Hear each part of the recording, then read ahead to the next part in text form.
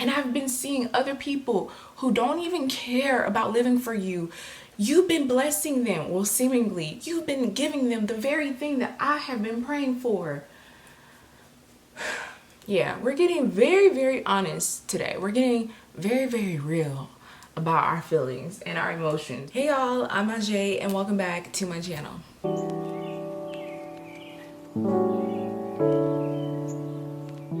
So we are back with another chit chat. Get ready with me. The hair rollers are back in, okay? Don't sleep on hair rollers. Don't sleep on it. And especially if you want your curls to last a lot longer. So if you are new to my channel, I'm Ajay. I make faith, beauty, lifestyle content.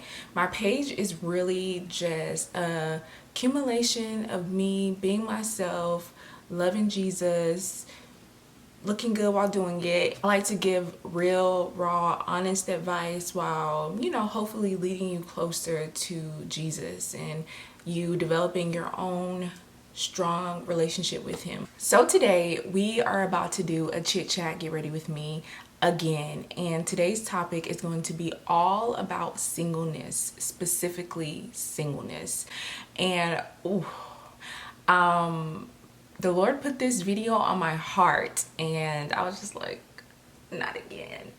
I low-key be running from some of the topics he be giving me because I'd be like, Lord, how many times do you want me to talk about this? But you know what?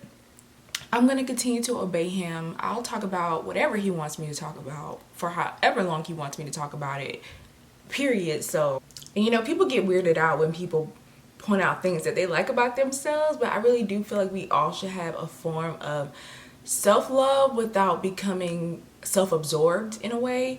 But one of the things that I like about me and that I know a lot of people can relate to me on is that I'm very real. I'm very transparent. I'm very honest, especially about the things that I go through. And although I don't share everything, the things that I do share, I do know that it can help someone else. So we're going to be very real. We're going to be very honest. We're going to be very transparent on this video today when it comes to singleness, because if you even go down like on my videos when I would approach the topic of singleness and things like that, I do feel like I was still being true to who I am, but I do think we can oftentimes glamorize singleness just as much as we glamorize marriage and everything. I do feel like we can also glamorize singleness to the point of where it feels like anyone who has feelings of sadness, feelings of like loneliness and all of that, we kind of associate that with them not being ready for marriage or not being content with Jesus and not being content or in life or whatever the case may be.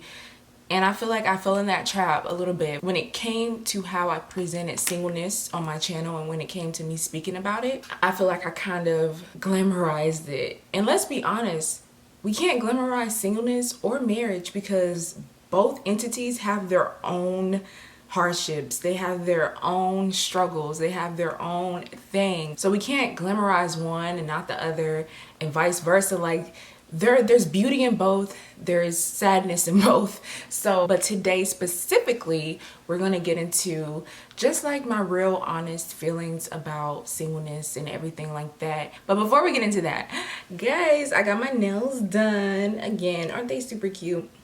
They're super cute. I don't know if you guys can see them, but I love them. I tried to do, I think in my last video I had the almond shaped nail, and I'm just not an almond shaped girl, okay?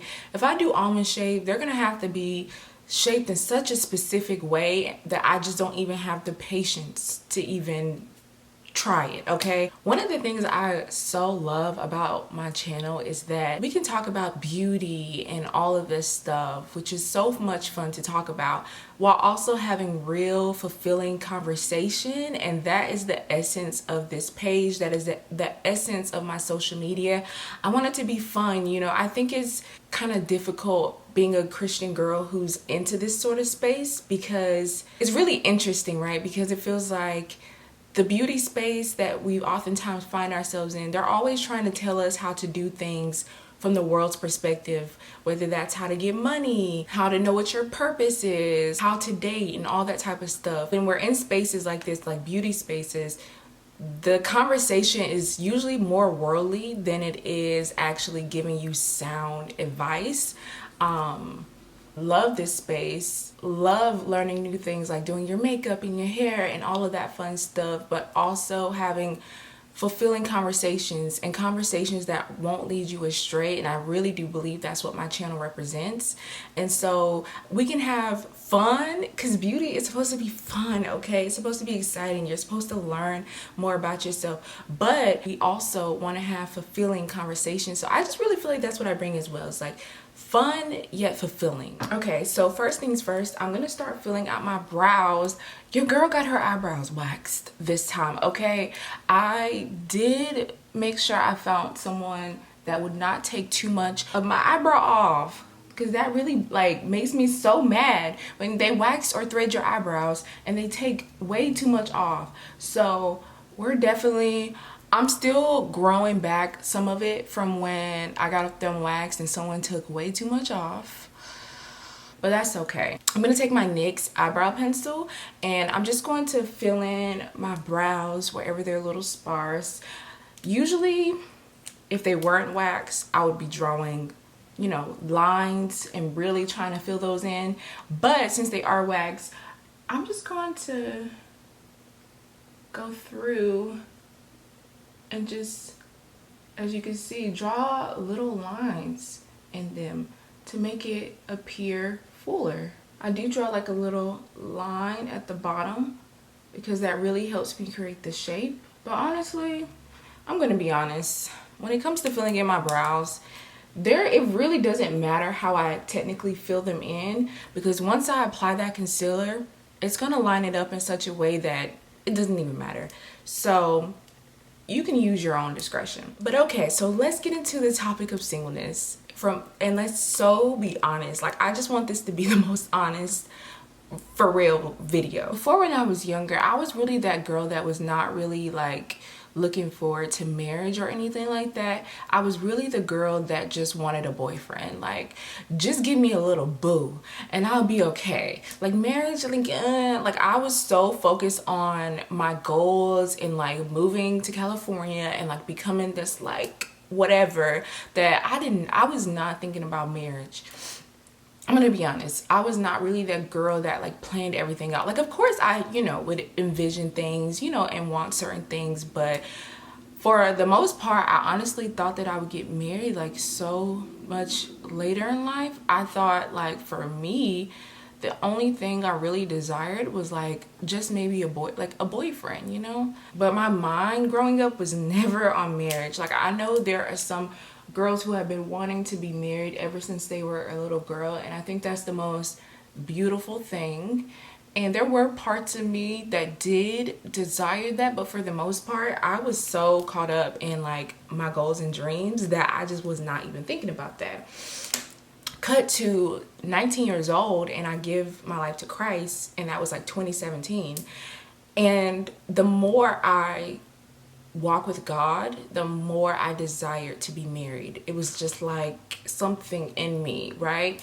And growing up, and I kind of hinted on this before, but growing up in the church environment that I kind of grew up in was sort of, how do I say? It was a lot of women in the church, and a big part of me saw so many women in leadership, and I would often like, and mind you, like, my dad was in prison and all of that, and so of course I had male figures in my life. That's not what I'm saying, but I didn't know the true nature of what submission actually looked like until I really started walking with God for myself, and I really started saying, oh, even if you're a woman who leads, there's still a level of respect. I don't know why I'm going here, but there's still a level of respect that you have for a man, and not just any man, child. I know that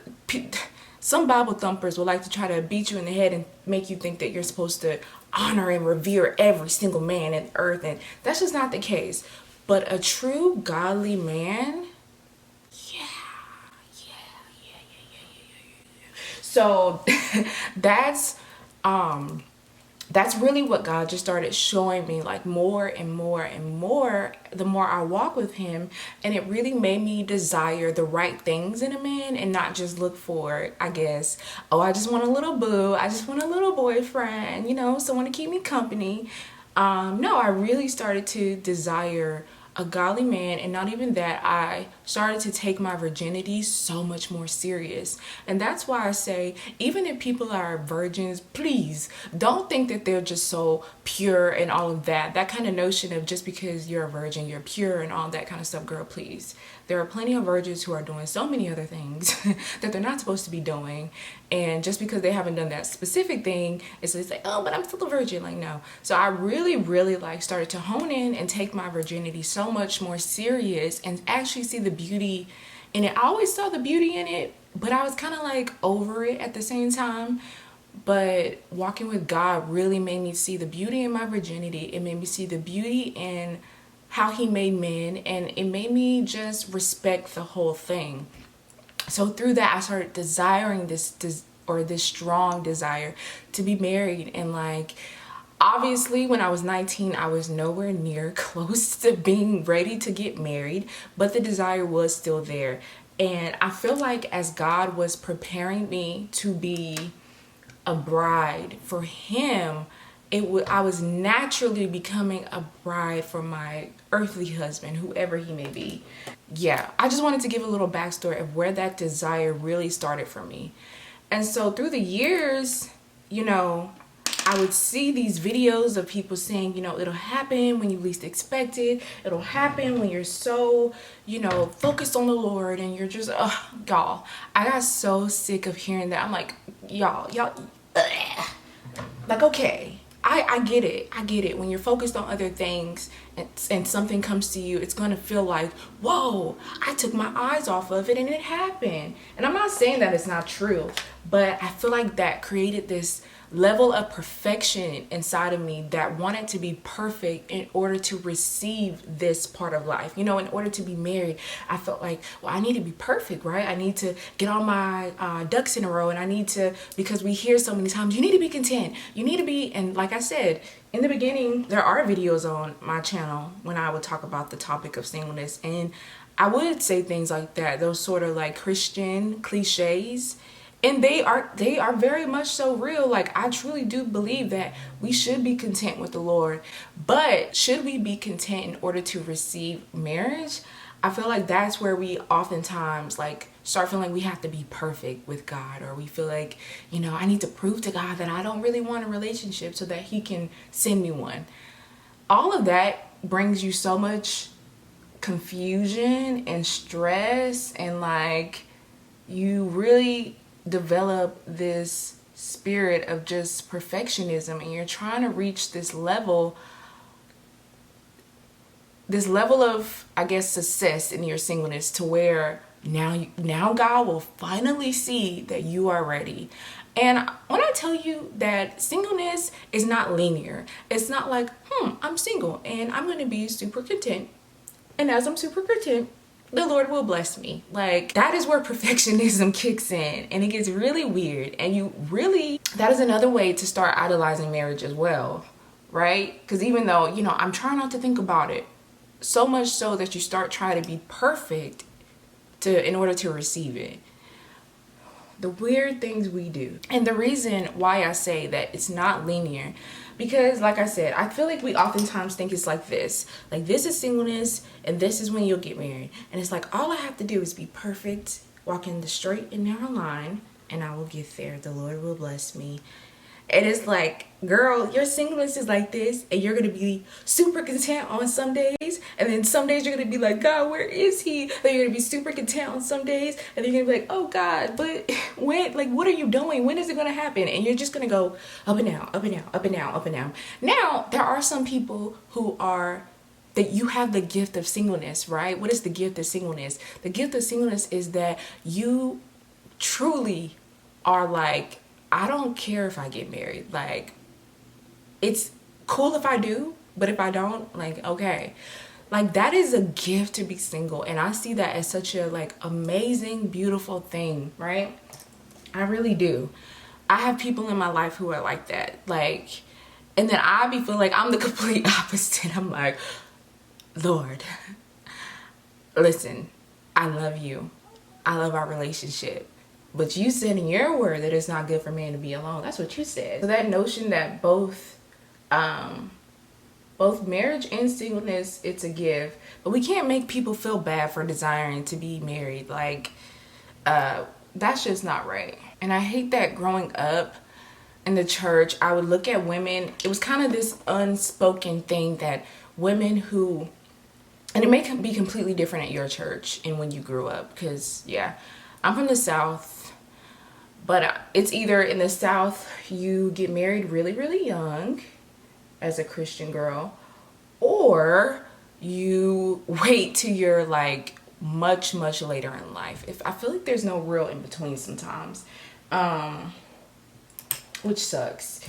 But I was definitely growing up around people that was on the latter, like you get married later in life, or if you do get married young, it's usually not like an equally yoked relationship.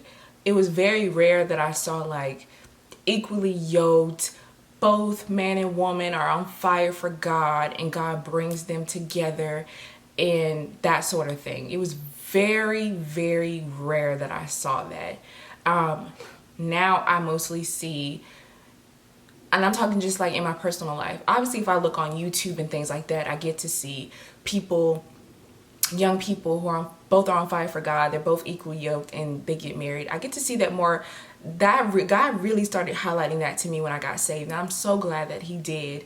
But I mostly see like it happening later down the line for people. And that, you know, that made me sad. Like, I think as young people, yeah, it just, that kind of made me sad. And like I said, growing up, it was kind of this unspoken thing that, you know, you desiring to be married meant that you weren't content in your singleness. And like, I truly believe that growing up. I believe that people who desire, it's so perverted and twisted, but I believe that people who wanted to be married so bad just weren't content with just God, right?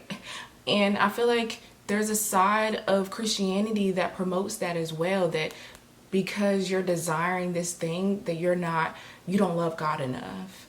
And that makes me so sad because that's just not true. It's just not true. We're on that. Let's get into a little bit about idolization, right?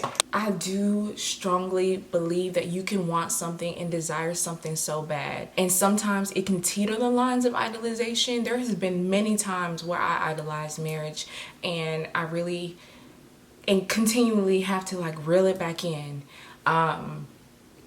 Someone in the Bible that I kind of look at when it comes to the promises of God and when it comes to wanting something so bad, but still making sure that I'm not idolizing it and still making sure that I'm keeping God at the center of everything. One of the characters is Hannah. And if you go to Hannah, she is Samuel's mother. And she wanted to have a son so bad. And the woman, I believe it was her husband's other wife, had kids left and right and would mock Hannah all the time. How I know Hannah did not idolize wanting her child is because she continually stayed before the Lord. How I know that is that she still went up every year to make her offering to the Lord. A lot of us, when we want something so bad, we get so frustrated. We get so frustrated with God. And something I want to ease your brain on today, ease your heart on today, that it is okay to get frustrated with God sometimes, y'all. That's so normal. And I feel like I can't promote cookie cutter Christianity to where I can say, you're upset? Don't. Like, no. If you look at David in the book of Psalms, he was so confused about what the Lord was doing. He was so frustrated and just didn't understand God's plan. And that's exactly how we are. It's so okay. And I think we have to remind people to bring those frustrations to the Lord. Stop pretending like you don't want to be married. Stop pretending like your singleness isn't bothering you. And like I said, if you're good to go, I think that's beautiful and you have that gift. But if you know you're someone who deeply desires and longs and yearns to be married, stop going to the Lord pretending like everything is all good. Even Abraham was like, Lord, what are you gonna give? Like, you want to bless me, what are you gonna give me? I go childless. Like, even I don't have an heir. My only heir is a man born in my house who's not even my own son. The Bible is full of people who had to go before the Lord and bring their frustrations. But it's not until you be honest with the Lord. You're going to continue to hide your true feelings. You're going to continue to hide how you really feel because you're afraid that the Lord isn't going to see you worthy enough if you share with him how you actually feel. God wants to hear it all. He wants to hear it all from you. Your frustrations, your desires, you know? But I say that because we oftentimes make it an idol when we get so frustrated that we don't want to even talk to God about it anymore. That's how frustrated we just hide it from him, right? It's like we just hide that part of our life from him. Or we feel like we can do it so much better than he can, so let me just do my own thing. That is when we start. Anything that separates you from God, you are beginning to turn that thing into an idol, right? And that's why I said Hannah, she prayed that prayer where she was so vulnerable with the Lord, so much so Eli thought she was drunk. And she was so vulnerable with God. And I oftentimes remind myself of that story so that I can still be vulnerable to God and let him know my frustrations. And you may say, well, I've been vulnerable with God and he still hasn't answered my prayer. And that's one of the mysteries of life, right? That's just such a mystery. It's like, God, I'm praying, I'm fasting, I'm doing all of this, I'm doing all of that. And yet you have still not answered my prayer. And as a Christian woman, I wish I had the answer for you. I wish I could tell you that, yes, the more you pray, it's going to happen, it's going to happen. And I truly believe those things do help us, right? I do believe that God hears you and he will answer you. But sometimes the answer, we don't be wanting to hear it. I know I don't be wanting to hear it sometimes. But sometimes the answer is wait. We as Christians hate that. It's like, Lord, but I've been waiting for 5 years. I've been waiting for 6 years. I've been waiting for 10 years. I've been waiting. And I've been seeing other people who don't even care about living for you. You've been blessing them. Well, seemingly, you've been giving them the very thing that I have been praying for. Yeah, we're getting very, very honest today. We're getting very, very real about our feelings and our emotions, because I know that has been a lot of people's prayer. It's like, Lord, I'm trying to do this the right way, but it's like you don't hear me. It's like you don't see me, and I'm getting frustrated. That has been my prayer so many times. And guess what? After I pray those prayers, I do feel better, and I expect the answer to come just like that, and it still doesn't. And what do I have to do? I have to continue to stay at the feet of Jesus. I cannot allow my own desires to separate me from God, because they be trying to, but I can't let it. Because the moment you allow something to separate you from God, man, you have now made that thing an idol. And that is a scary, scary, scary place to be in. I saw something that Tiffany Montgomery was saying when it comes to like idols, for example, women who deeply desire marriage, but they have become so caught up and they've turned this thing into an idol to the point they don't hear God anymore because they've turned this desire into an idol. And so they think they're hearing God, but really they're hearing the idol speak to them. They're hearing that God speak to them. And oh boy, that is such a scary, scary, scary place to be in. And I don't pray that for any of us. I pray that no matter how deep the desire is, I pray how, no matter how deep that yearning is, even when you feel like so desperate for it, that you never turn it into an idol. That you constantly lay that on the altar the way Hannah did. And it's not easy. I'm not saying this as something that's super easy to do, but like I don't want us to run from how we feel. I want us to take how we feel and bring it to God. And it's like, well, Lord, like He knows my desire. Like, why do I have to keep saying it? But when you stop speaking to Him about it, you just tend to get even more frustrated. So sometimes it's just best to just look, go before Him. Like the woman with the unjust judge. She kept going to that judge over and over and over until the point He was like, here, dang. Like, take it already. Like, you have been, like, the unjust judge was like, you have been so annoying. I'm just going to give that to you. And you know what? Sometimes that's just what faith looks like. It's like you keep hearing no after no after no, but you just got to keep talking to God about it. But if you ever do get in that season where God is like, I hear you, but wait. That's when I would advise you to really wait. No matter how hard it is, no matter how uncomfortable it is, even though that desire is burning within you, I say wait. And like another thing too that I oftentimes consider is that I don't want all of my prayers to be about a husband.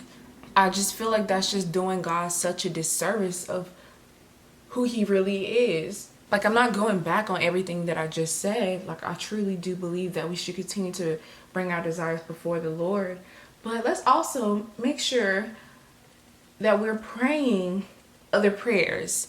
That we're praying, Lord, prepare me. Prepare me for the things to come. Not just, Lord, send him, Lord, send him, Lord, send him. But make sure we're also praying the prayers of, Lord, help me get closer to you even the more. Lord, help me desire you even the more. Clean up things in my heart, Lord. Fix the things in me that are broken. Like, those are very much so the prayers that we also need to be praying. And I very much so agree to this. I saw a pastor, I think it was Philip Mitchell, say that we also need to not just be so caught up in our own selves that we forget to pray for other people. And I think that's important too. Don't get me wrong, sis. Go to war. Go to war for what you desire, right? If you truly desire it, go to war for it. Absolutely. Even if it feels like God is not hearing you, He's not answering you, go to war until He says, hey, be still. And then okay. But yeah, I've fasted, I've prayed for my future marriage. I believe that that is going to be such a blessing that even now as a single woman, I know how to war for my marriage. I know how to pray. I pray prayers all the time for my husband, not just Lord send him, but Lord bless him wherever he is, bless him, protect him, keep him, Lord. Like those kinds of prayers too that you should be praying, because if you start now praying and warring for your marriage, that is going to set you up for such success in the future when you are married. So I'm a very big advocate. Pray. Just like he said, make sure you're also praying for other people so that you're not so consumed, right? You're not so consumed in this desire that you have. And I want you to know that God hears your prayers, even though it doesn't look like He does, and it doesn't seem like He does. It seems like He's like ignoring you, or He keeps telling you to wait, but then He'll say your husband is coming soon, but I need you to wait, or whatever the case, whatever He's speaking to you, God hears you, okay? He does hear your prayers. And it is okay. There's been many times where I've been frustrated, like, God, you're not hearing me. Like, I feel like I keep praying the same prayers and you're not listening. I've had my eyes where I look at other people and I'm like, well, dang, they got the very thing that I've been praying for. And a lot of people feel like that in different things, not even just about marriage, but a lot of people feel like that in life, whether it's the job or the baby or whatever it is. Like, a lot of people get frustrated because they see other people who don't even know God, don't even want a relationship with him, get what you've been praying for. And it just can feel like a slap in the face. It can feel like a punch in the face because you're like, well, dang, does all of this mean nothing? Like, and it does mean something, but the enemy wants to mess us up so bad and make us feel like everything we're doing is just in vain. Nothing we're doing right now matters. I refuse to believe that. And there have been times where I have believed the lie that, man, I feel like I'm doing everything right, but yet it's not happening for me. Is this all just pointless? I felt like that so many times. But I also have to realize that nothing that I do for the Lord is in vain. Although it may not be yielding the results I want it to yield, God is still working something in me that is so profound, and that he will complete in me the very thing he set out to complete in me. So yeah, I can get up here and say I have been so frustrated many days in my singleness, or I'm just like, Lord, just take the desire away altogether, please. Because at this point, it feels like torture. And then there have been days where I'm like, oh Lord, I love it when it's just me and you. This feels so good. Like, oh, I'm so happy with this. I'm so happy with my singleness. And then the next day I'm like, God, get me out of here now. So it's like, I wish I could come up here and lie to y'all and say that I've been so content every day of my singleness and I'm so happy with it. And like, yeah, I've just been waiting on the Lord and he's been renewing my strength and I'm so happy about that. But I would be lying. He has been renewing my strength though. But there's been days where I have been salty, very salty. I don't know though, like, and then I feel like too, some ways that I notice where, if the desire becomes a bit too much, some things that I notice that helps is like when I'm focused on my purpose and when I just use the Christian cliche, but it actually does have truth in it, is when I'm just focused on just trying my best to just focus on God and his goodness. Those are when the times I do feel better and there's not this anxiousness attached to it. These are the lashes I'm going to be using today. But yeah, I really just hope we understand, like, the human emotion is so complex. It's so complex. And even as a Christian, you are going to have emotions. You're not going to, get into the kingdom of God and you become a robot. I don't know. I feel like that's what people expect of Christians sometimes, that we're supposed to be super perfect and have no emotions, no frustrations, no disappointments, not angry at God, not this, not that. And that's just not normal. Like, if you're trying to live your life where you're super just jolly all the time, God bless you. God bless you.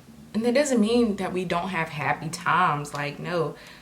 But we also have to be honest with the times we do feel just upset.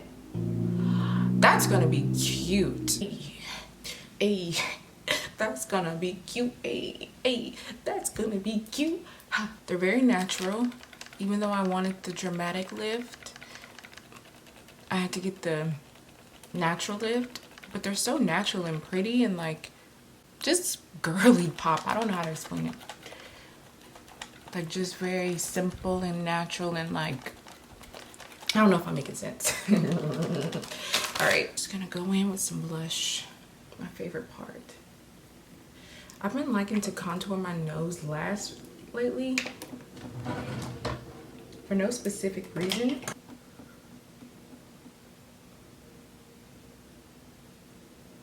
A little bit of powder. And I like the, y'all know the deal. It's not true.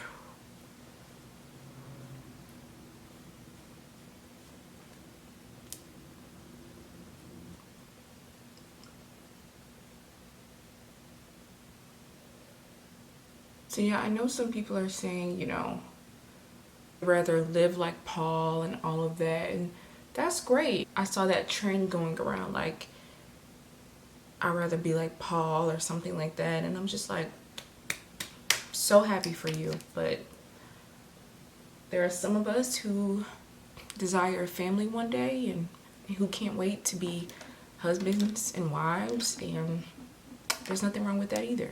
I really did just want to like share my own personal thoughts and feelings, because especially for people who I know feels like it's so hard to be content in their singleness, and it seems like everybody just has it all together in theirs, and that's just not true. There are a lot of us out here where singleness really is difficult. It really is hard. It's not easy, especially when you're desiring to do something God's way. I do hope that you continue to allow God to prepare you for what's to come, and know that you're not crazy because you get lonely and all of that. Like, that's so human. It's so human. Before I end the video, there is something that I want to share with you. I was doing my Bible study yesterday, and if you guys don't know, I have a ministry called Elevate Young Women where we do Bible studies every single month, and we just get together, we get into God's word, we share with one another everything, that God has been teaching us and what we've been going through, what we're excited about, whatever.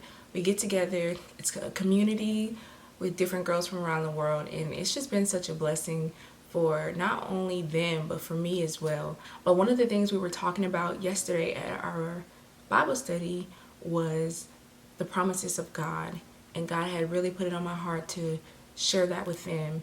And a vision that came to mind when I was talking to them about how when we were all talking about goals and different things like that, and I had a vision in my mind, because normally we try to rush things, like we try to just get the process over with, especially if we have a goal that we're trying to achieve. We just try to rush and like get it as quick as possible, right?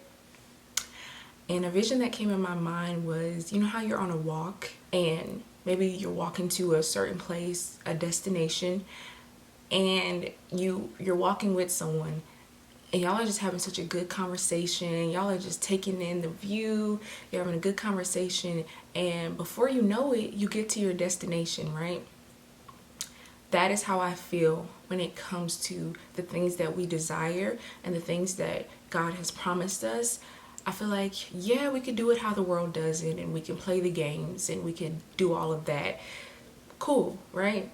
Or we can walk with God and alongside God, and we can allow God to walk with us to that destination. It may not be a quick journey, but I truly believe that, yeah, when you're enjoying that presence, when you're talking to Him about your frustrations, about your excitements, about everything, when you keep putting this desire, this promise on the altar, you're walking with God through it.